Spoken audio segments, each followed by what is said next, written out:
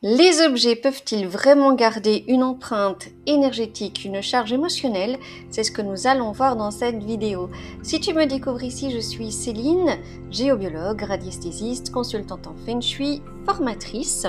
Et aujourd'hui, j'ai envie de te raconter ce que j'ai vécu il y a quelques jours en harmonisant une maison.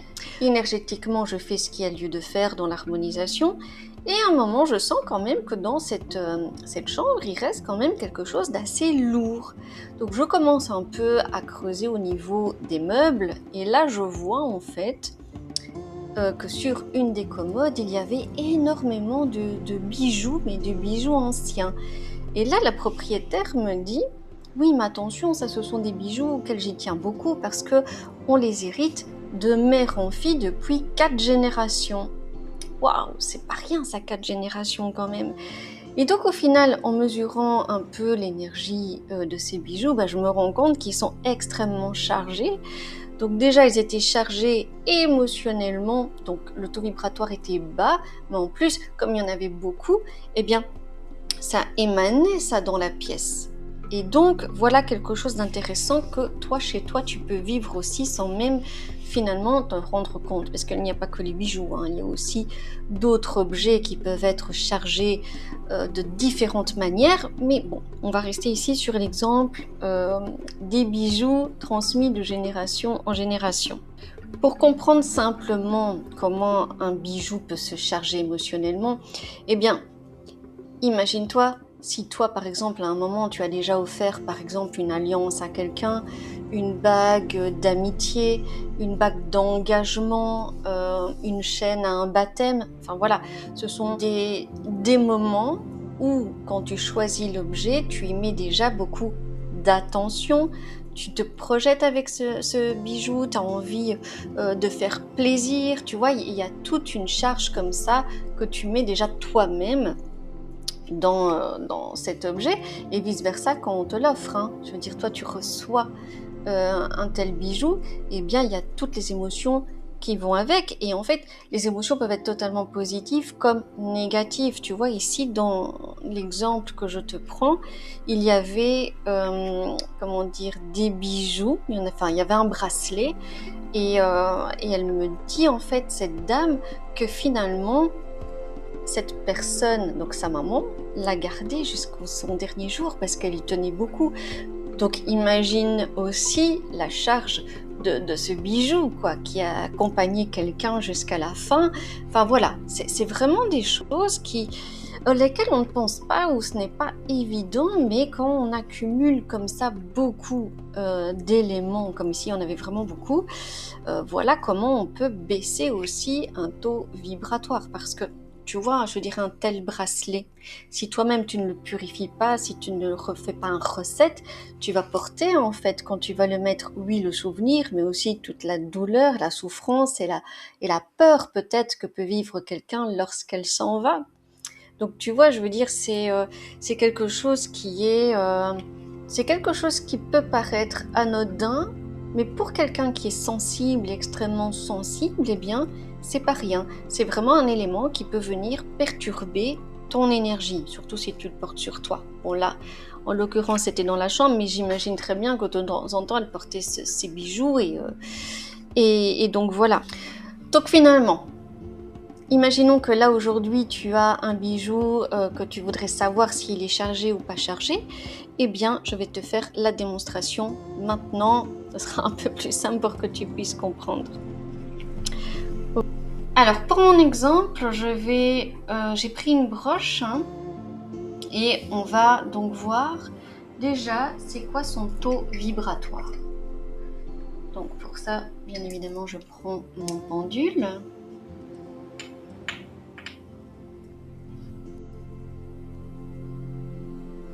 Je capte l'énergie et je demande quel est donc le taux vibratoire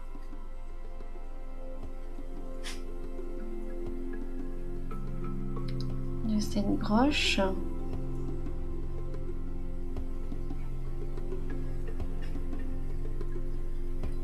Bon, on voit que c'est pas terrible, on est quasi à du 2000, donc oui, cette broche a besoin de purification. dans un premier temps, je vais la mettre dans mon bol tibétain en attendant que j'allume ma sauge.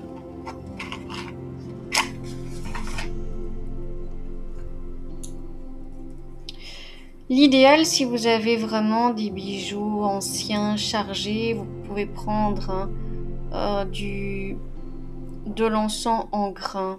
Vous pouvez prendre du pontifical par exemple, qui est pas mal du tout. Bon, ici j'ai pris ce que j'avais sous la main. Donc ma sauge. Et je vais prendre ma broche.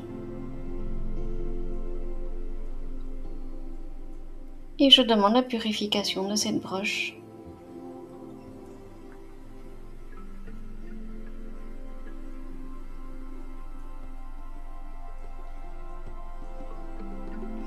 Alors pourquoi le bol tibétain? Simplement parce que ça peut aider déjà à décrocher légèrement.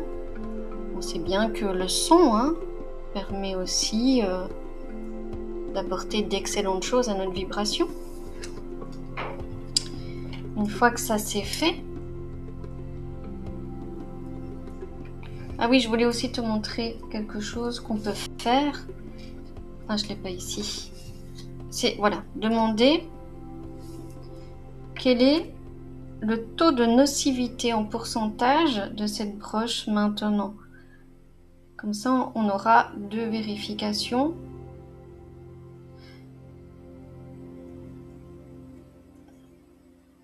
Donc là, on est à du 85% de nocivité, de charge négative du moins. Ok, donc maintenant,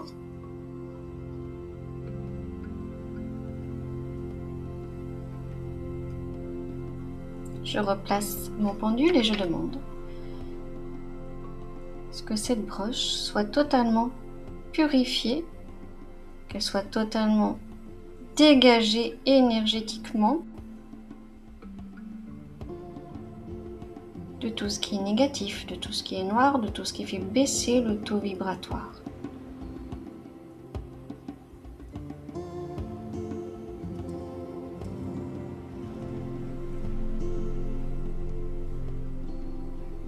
Donc pour ceux qui pendulent, vous savez qu'il suffit d'attendre que le pendule s'arrête.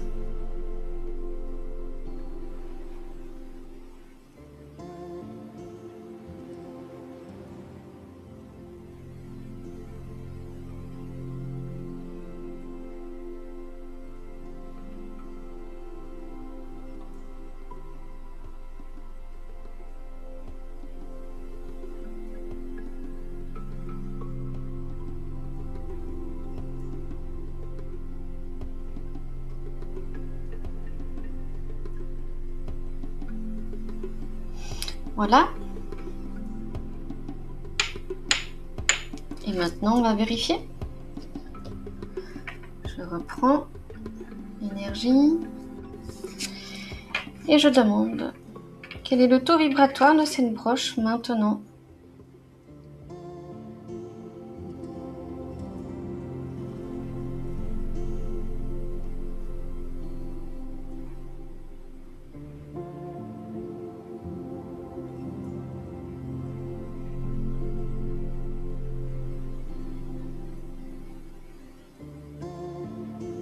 Bon, on voit bien que ça a fait le job. On est à du 28 000. Alors, deuxième question qu'on peut poser, quel est maintenant son taux de nocivité, son taux d'énergie négative qu'elle porte maintenant en pourcentage?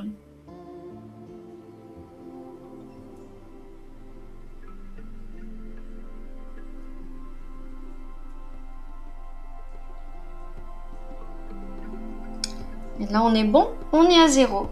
Et donc, voilà mon bijou qui vient d'être purifié. Donc voilà, j'avais envie aujourd'hui de te partager cette expérience sur les bijoux parce que voilà, dans le thème du taux vibratoire, comment l'augmenter, qu'est-ce qui peut se passer quand il diminue, eh bien tu vois, il y a beaucoup d'éléments finalement qui fait qu'un taux vibratoire bouge constamment. Et au plus on va faire attention à ce qui nous entoure, soit propre, entre guillemets, au plus notre propre taux vibratoire lui aussi sera haut, fluide, etc. hein. Comme je te dis depuis un petit moment, au plus l'énergie est haute, au plus elle circule, au plus elle va vite, et au plus on est léger, et au plus les choses sont faciles à vivre. Donc voilà pour cette vidéo. Si tu ne pendules pas de panique, hein, tu peux très bien purifier par l'intention. Tu vois, tu pourrais allumer une bougie blanche, tu prends des encens en grains, moi je te conseille, et tu viens passer ton bijou dessus en tournant comme ça sur la droite, hein, dans l'idée de libérer et en demandant à l'univers, hein, pourquoi pas, ou selon tes croyances, de libérer énergétiquement toutes les charges que peut porter ce bijou, par exemple, tu vois. Parce que c'est vrai qu'on minimise le pouvoir de l'intention, mais c'est quand même une des pratiques très importantes, surtout pour un géobiologue. Donc voilà pour cette vidéo, j'espère en tout cas qu'elle t'a plu. Donc si tu as aimé, eh bien tu connais la musique, hein, like, partage. Peut-être que quelqu'un a aussi besoin de voir cette vidéo. En dessous en description, je te laisse quelques liens si tu veux que je mesure le taux vibratoire de ton lieu de vie, si tu as plutôt envie de faire une lecture vibratoire également, donc je te mets également tout ça en description et je te dis à bientôt pour une autre vidéo sur la vie des lieux.